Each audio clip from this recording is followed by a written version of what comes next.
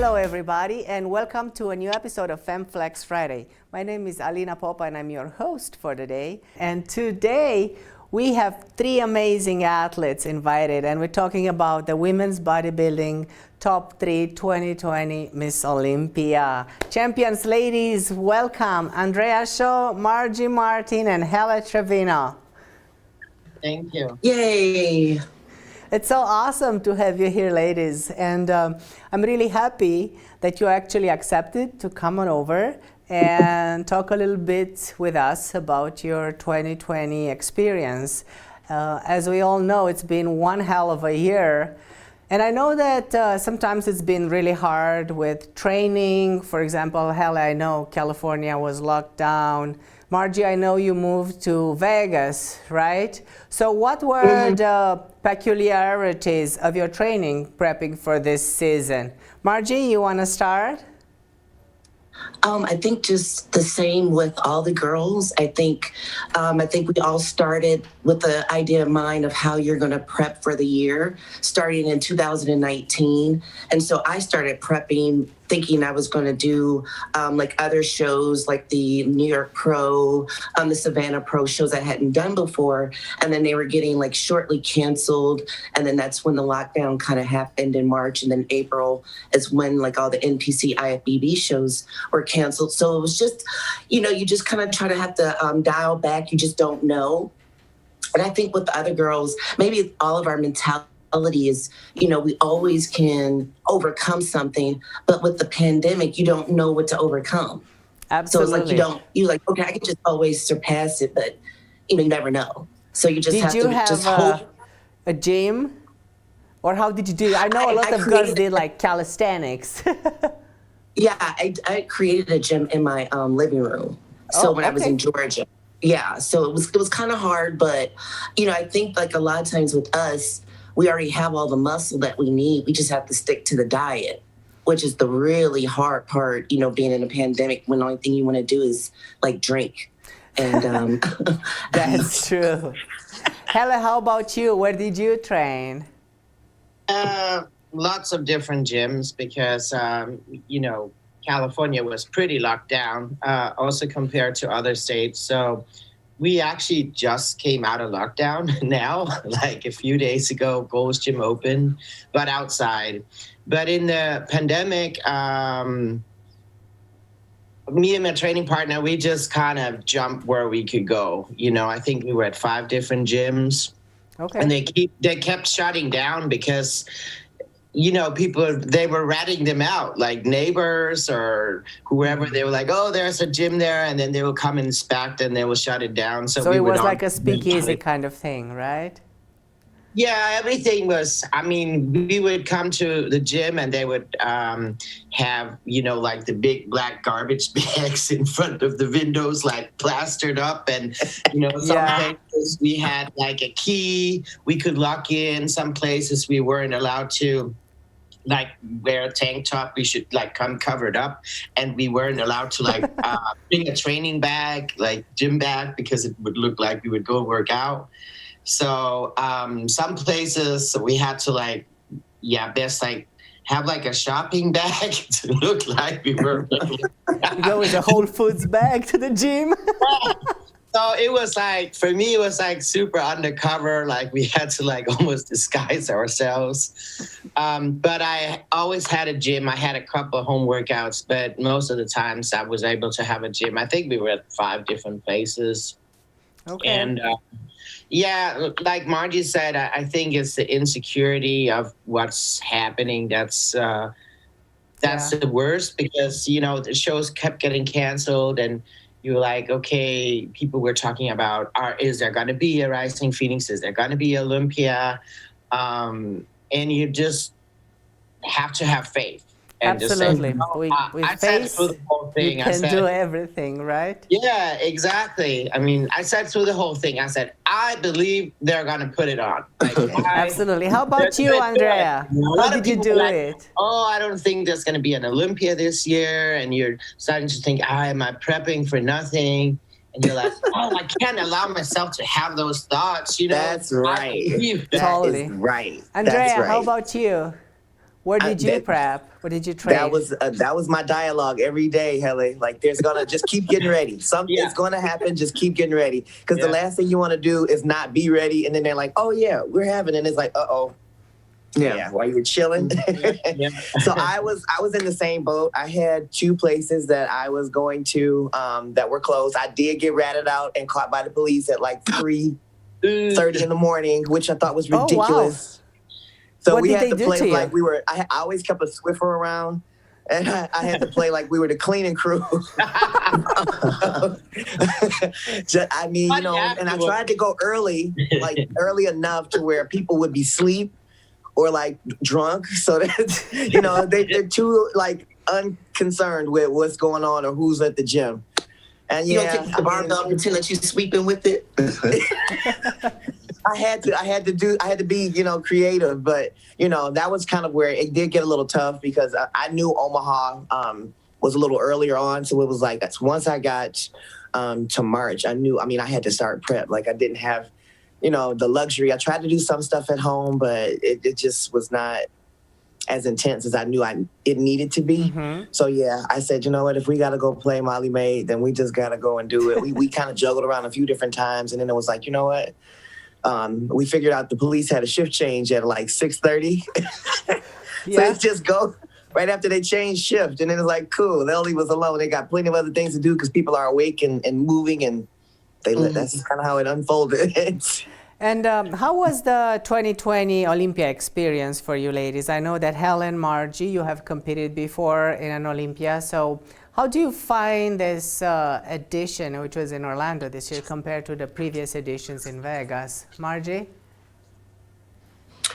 Oh, I thought it was such a, for me, it's always just a really unbelievable experience. So it's just me getting to compare the two. It's like night and day for me. It's just the camaraderie was more infectious this time.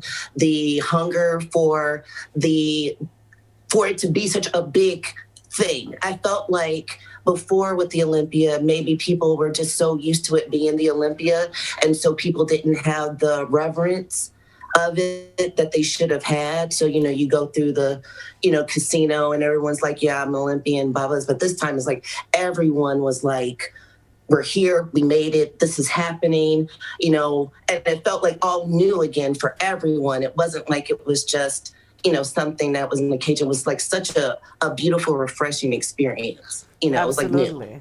Helle, did you like the fact that everything was under one roof more than the previous setup with the Las Vegas Convention Center in Orleans?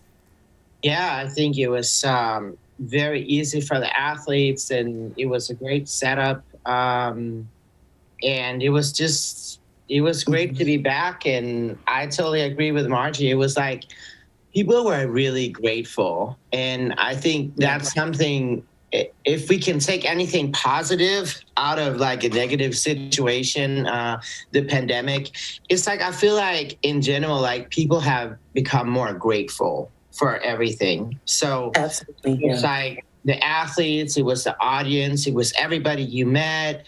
And it wasn't just the Olympia that I felt people were grateful for. It was also the female bodybuilding, the women's bodybuilding division. People were great. I mean, I have had so many people that be like, oh my God, I'm so glad you're back. Yeah. Like, it was a big mistake. Like, oh my God, you're back. We're enjoying it. We love you guys. I mean, it was just a really good positive experience because people were really positive. It was a great setup. The show was very professional, even though like I was like, how's it going to be? Because it's kind of like last minute thing, you know, moved from Vegas to over here. And with the pandemic, I mean, I'm sure it's been really difficult with everything, but it was so professional. Everything was on time. The stage, setup was beautiful, and I think everybody was just coming with the mindset of like, we're gonna have a good time. What was your mindset, Andrea? I mean, you were fresh after your Rising Phoenix win, right? But we didn't know much about Margie because she didn't post a whole lot. So we didn't know what she's gonna bring on stage, right? What was your mindset going into the Olympia, knowing that you have some serious competition, right? I was excited. I mean, I love just seeing them. I mean, every time I see them, they know, hey, girl, what's up? What's going on? So I was excited, but I was kind of like happy that, Margie kept things quiet because it built up the anticipation for everybody, because it was like, Yep. okay, we know Margie's coming. Y'all know. I mean, the three of us now have all held Rising Phoenix championships. So, I think that I was riding off the high of the fans were going to have just an excellent experience, knowing that we were ready to really give it. Because I felt like, I mean, we made history. It came back, and I think everybody was of the mindset of, we're going to make sure we do our absolute very best and give them one hell of a show, because we deserved to be there. And again, like Kelly said, I mean, we were grateful. We were grateful to have it, and it solidifies from now on that we are on stage, and that's where we belong to be, at the Olympia. Right. Absolutely. Yes. So, it was Margie. very, very validating. Totally. Oh, yeah. So Margie, you were definitely missed on the Rising Phoenix stage, and a lot of people were making all kinds of speculations or asking themselves why you're not there. I mean, obviously, it's a big chunk of money, right? How come that we didn't see you at the Rising Phoenix before the Olympia?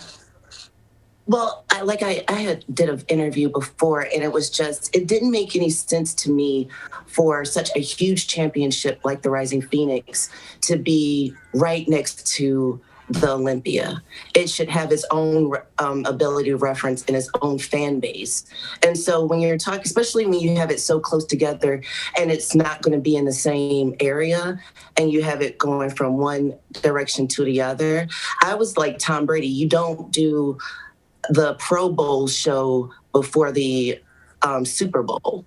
You have to think strategically. I've done a show 2 weeks back to back, and I know it hurts. Like, I know that feeling that hurts, and I felt bad for those girls, and I know they were keeping it. I know they're pushing it, but going from looking immaculate for the Rising Phoenix, which you have to do, especially competing against such monsters, you have to come in your absolute best, and then try to do that again 2 weeks later. And then you have to hear the comparisons. Oh, she didn't come in as this way, or she didn't come in that way better than this and that. I would like, y'all can have that. I would prefer I know that to be some other competitors like to go back to back, and they actually feel that having another show a week or two before the main show, let's say, it's kind of like helping them perfect. As a matter of fact, a lot of the athletes that actually compete at the Olympia come in the Arizona Pro, like the physique, the figure Yeah, golf. but not bodybuilding. Men bodybuilders, like to peak, your absolute peak to get that pull and to get that hardness. Bodybuilding can't do, like, you can do that like with some of the girls with figure and, with them, because they don't have to pull, they don't have to peak, they don't have to get harder.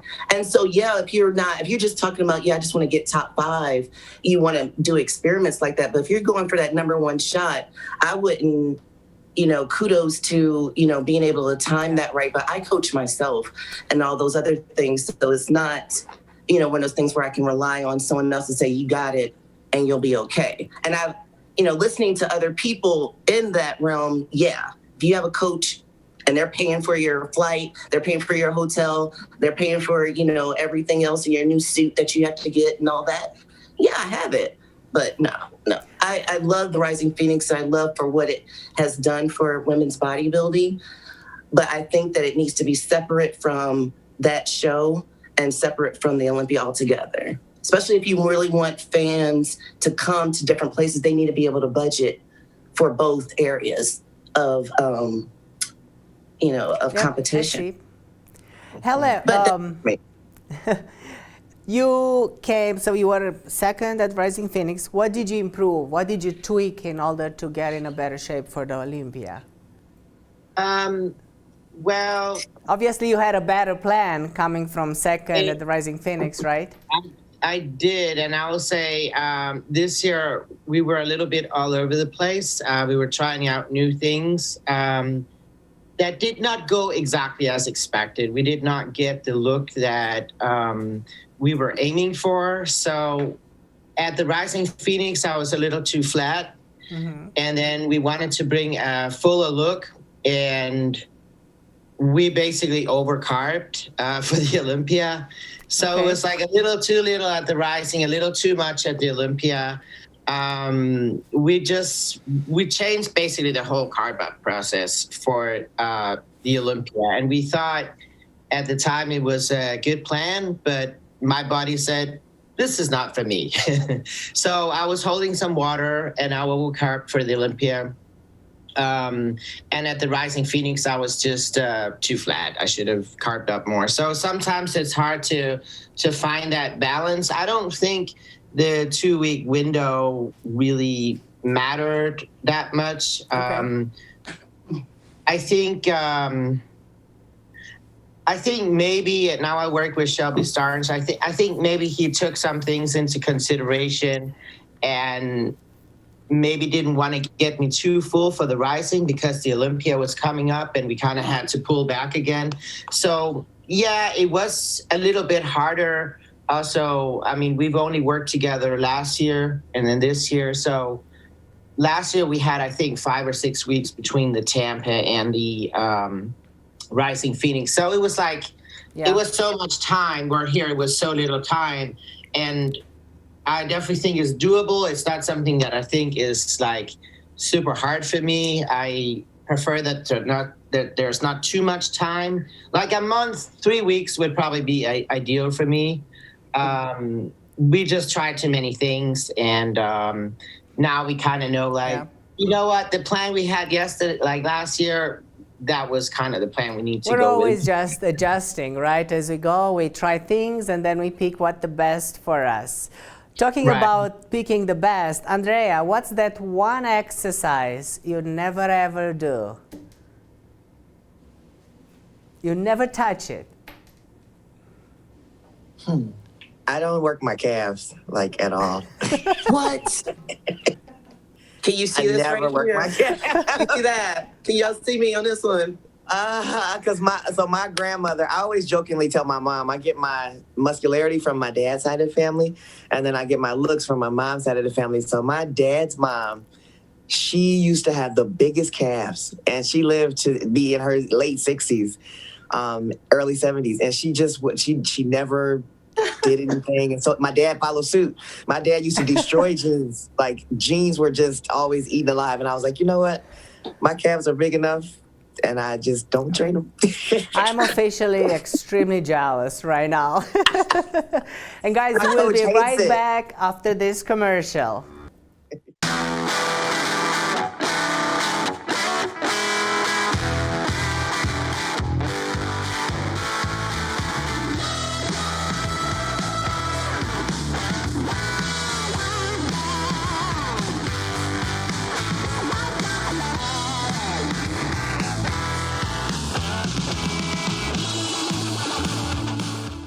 And we're back, and we have one question for Margie.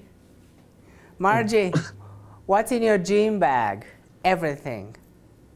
Describe me everything that's in your gym bag.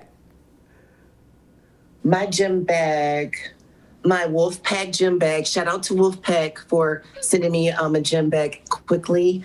I would say it has my slides in it. It has one rubber band. It has my ear pods. And any supplements? No, I don't do any supplements. No pre-workouts or anything. You don't use pre-workout? I just drink coffee. Okay. No. Helle, I have one question from you, from one of our followers, and the question sounds like this: is it hard to date when you're at this elite level of bodybuilding?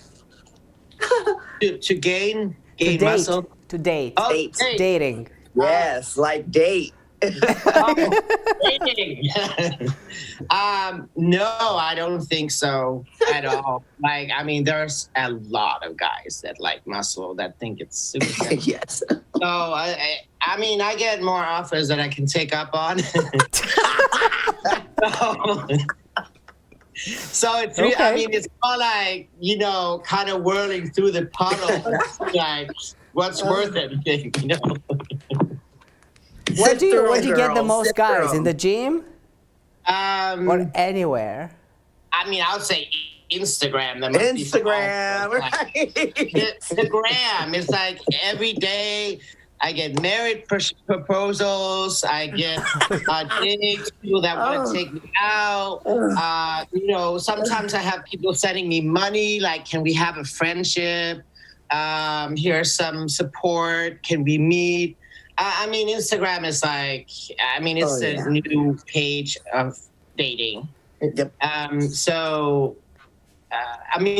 The gym, I've also been hit up at the gym.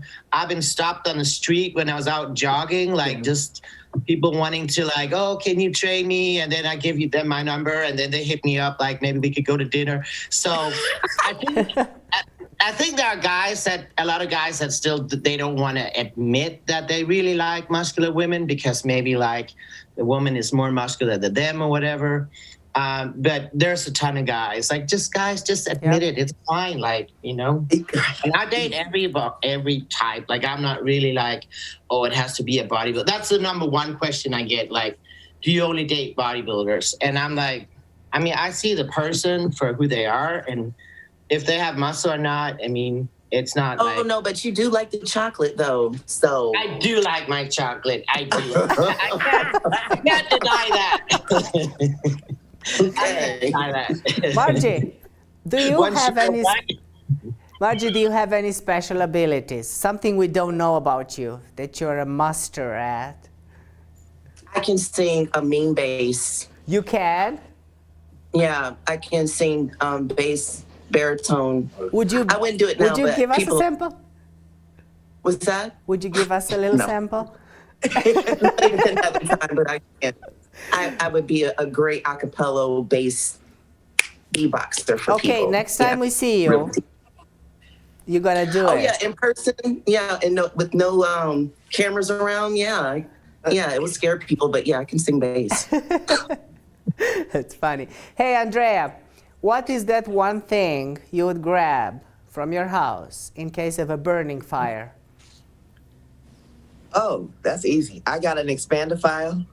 And it's got all the important stuff in it. The social card, birth certificate, everything. All the insurance papers. Yep. Grab and go. You're good to go. Yeah. That's easy.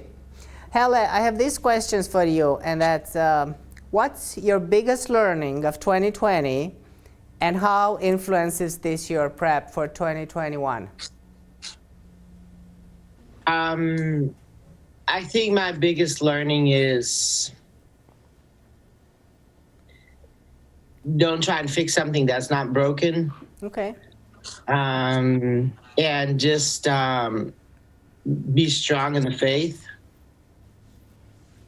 Got it. Well said. Yep. Yes, absolutely. And you ladies, you are all champs. Margie, in one sentence, as who do you want to be remembered? The woman that loved bodybuilding so much, she made so many other awesome bodybuilders. Okay, I'm liking it. I like it too. I'm liking it, yes. It's all about inspiration, like motivating other people and perpetuating the sport, right? Mm-hmm. Absolutely, that's what we need to do. Yeah. I have one question for Andrea, and that is, how do you make your physique symmetrical? Don't shy away from the weights. Don't be afraid to increase the either the amount of reps and the weight, or one or the other. A lot of people get the misconception that they can do cardio and, a lot of body weight exercises, which is great. It's definitely functional, right? But when you're talking about creating symmetry, you have to lift, and you can't be afraid to literally give it, your all, and get into some just old school, compound lifts. I mean, some people shy away from doing simple things like T-bar rows. It's a basic movement, but deadlifts or squats, but okay, it's still something that should be done, rather than getting into doing all these different types of, I can jump off of a box with 50-pound dumbbells or do TRX. And it's like, okay, where's the longevity in that? Let's make sure that we can, have you doing things that you can still do when you're, 60, 70, 80 years old. But that's definitely where it's at. And I try to make sure I educate the ladies. I know you're not comfortable being in the men's area. even though it's not the men's area, I call it the people who are motivated area. Get into those free weights, get into those dumbbells, because you're going to hit a plateau and you're not going to see the development that you want to see until you get comfortable in facing that thing. I agree. Thank you so much, Andrea. And we're going to take another break for a short commercials. I see you guys right after. People always ask how I got here. I was willing to work just a little harder than everyone else. Every damn day. If I can have hundreds of hours back, you know I'm gonna grab them. Spending hours prepping chicken, rice, and vegetables, F that. I rely on perfect nutrition. I rely on Trifecta. And we're back here with this top 3 2020 Olympia champions. Ladies, I have a question for Margie. Margie, what is your responsibility as a champion? How do you feel it and how do you put it into practice? Good question. I believe the responsibility as a champion is just to hold is the win. Being a champion is a mentality that has nothing to do with competition. It's a state of mind that you walk in every day. So it's just the belief of being your higher self. It's a belief and giving your best in everything that you do. So that's when it comes to that. You don't necessarily, we have a lot of champions who've never won a title. It's just the mindset that they take forward and that they bring other people with them, on that journey of greatness. And how do you perceive the difference between the motivation you got when you won and kept the title, right? Is there a difference? Or when you're second and you got to go back to get your title, right? Is there a way a mental way of approaching your technique in training? Oh my goodness, I think that's actually a great question because not like so many people, but when I won a title, I was still very young in the sport. So a lot of missing body parts, a lot of missing areas, things. So I always felt for me that I've always needed to get better. So for me, holding a title and trying to maintain it was just me always constantly trying to get the better shape that I've always wanted to see on stage. So it's never been a thing of maintaining a thing. It's just about me looking at the physique that I have and wanting to be complete in that.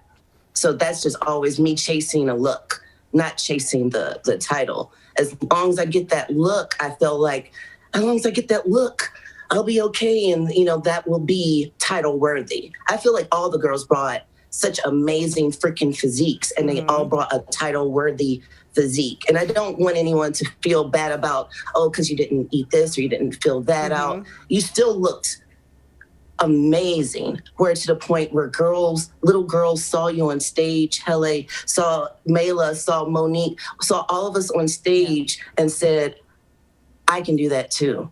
I can be beautiful and I can hold muscle. Yep. So it's just one of those things that's what we're creating when we do that, when we're pushing ourselves. So it's never just, being able to not sleep at night with these girls knowing that, okay, I got to get up and do cardio because this girl looks amazing. That's what I think about. I think about not sleeping at night because these girls look so amazing. You want that. You don't want anywhere where you're like, well, they don't look like anything, so I can just hold back. You don't want to be able to feel like that about bodybuilding. No one should ever. You should retire when you get that lackadaisical about, training and competing. You should always want to feel like you're going to be the biggest loser if you don't do everything you possibly can. Everything. Yes, well said. So I have another question for Helle. And how when it comes to contest prep time, Helle, do you feel it's better to live with somebody who supports you or just by yourself to be able to focus on your prep? Like a partner, right?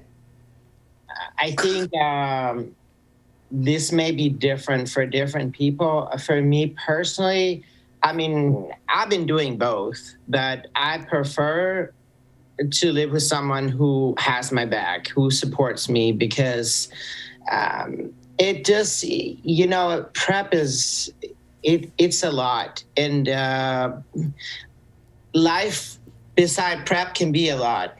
And just in this prep, I had a friend help me out with certain things, like then you need an oil change, and then you need to, something breaks down, and you need to, do 1,000 things sometimes in a day, and you don't have time for grocery shopping and going to the post office and going to this and this and that. When you have, 2 hours of cardio, and you have a weight training session, and maybe you have a posing session with your posing coach, So it's difficult on your own. I've done it, and I have some great friends to help me out sometimes with stuff. But if you live with someone who's like super supportive and can help, not just with practical things, but also just the mental, definitely if you live alone, please have friends, because sometimes you need to talk. Sometimes everything is shit. You have great days where you're like, yeah, I look awesome. I look like $1 million. I'm going to win this shit. And then you have other days where you're like, man, I look small. I look soft. I'm like fat. And you're like pulling the fat out. And you're like, this is kind of like, I don't know if I got to make it, So you need someone sometimes who can be like, for me, having a partner who's, my boyfriend is super chill, and he's always able to put things down. Like I can sometimes stress or be all over the place, and he's just like, ooh.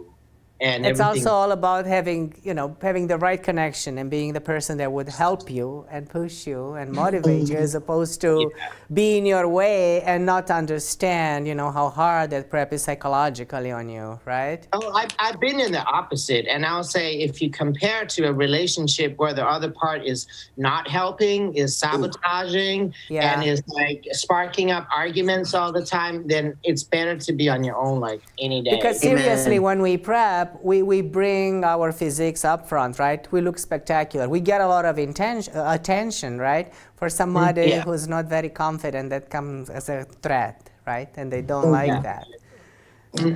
Exactly. Andrea, I have another question for you. It's a behind-the-scenes one, right? What was your biggest challenge in 2020 as far as prep is concerned, and how did you overcome it? My biggest challenge was managing a lot of the time. There were some days where I was just exhausted. I was exhausted, having to even think about going to the grocery store with the mask on, trying to get there at a certain time, trying to make sure it was just... So honestly, the grocery shopping was the only thing that really, aside from some of my late night cardio sessions, the grocery shopping was the only thing that was kind of difficult for me to maneuver. So I became very, very good friends with Instacart. And that's when a boyfriend would come in handy. I was ordering Instacart 3-4 times a day some days. I was like, oops, I forgot this. It's Instacart. And you know what? It took so much stress away. Because you know what? While I'm waiting on them to come, guess what I'm going to do? I'm going to sleep, or I'm going to take a nap. I'm going to get ready for, washing laundry, doing clothes. It was just because I don't know about y'all girls, but it seems like my laundry, I'm always doing laundry when I'm in prep. So I'm like, I don't have time. I got to make sure these clothes that are stinking in the laundry room get washed. And I need to get to sleep, and I need to make sure that the food is cooked. But while I'm waiting, they can just deliver the groceries. Because, exactly. So many days with the mask, and y'all know, sometimes the temperament can be a little touch and go.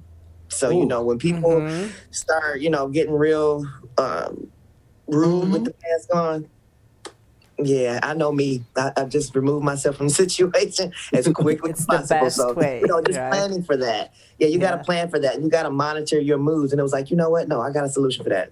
I'm not going today, as much as I may think I want to go. Because sometimes I'm like, oh, they may not pick the right produce, or they might not get, what I would get. But I'm like, you know what? I can refine my list. For my peace of mind and for the things I need to keep myself calm, I'm going to make it work. So that was definitely my number one. Margie, what's your game plan for 2021? What are we going to see? Are there any areas that you plan to bring on, or describe the perfect package that you want to bring and you visualize? Oh, I think for the 2021, I have to see if I have to see how this pandemic is going to be. I think a lot of times I'm picking up a new coach, so I'm really excited about not being able to send in my pictures and everything else, and letting that be that.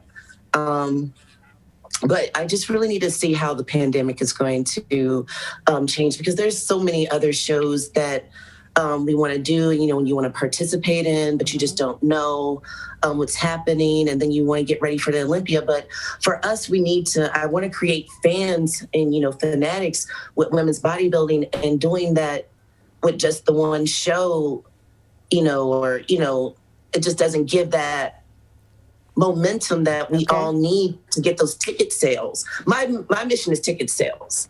So that's what I'm trying to create. I'm trying to create ticket sales so we can start getting the women some of this real prize money that we really need. You know, so that's what my focus is, to make sure that, you know, we put women's bodybuilding on the highest level of elevation and get these ticket sales going for us. You know, even if that means I have to, you know, tell Andrea she about to get dethroned, you know, 20,000 damn times on the internet so people can start believing this hype. Even if I have to tell Helle, you know, she ain't got bigger quads than me or something like that, or she got to tell me I need to get my ass in check. Whatever we have to do to start selling these tickets, that's what I'm trying to do.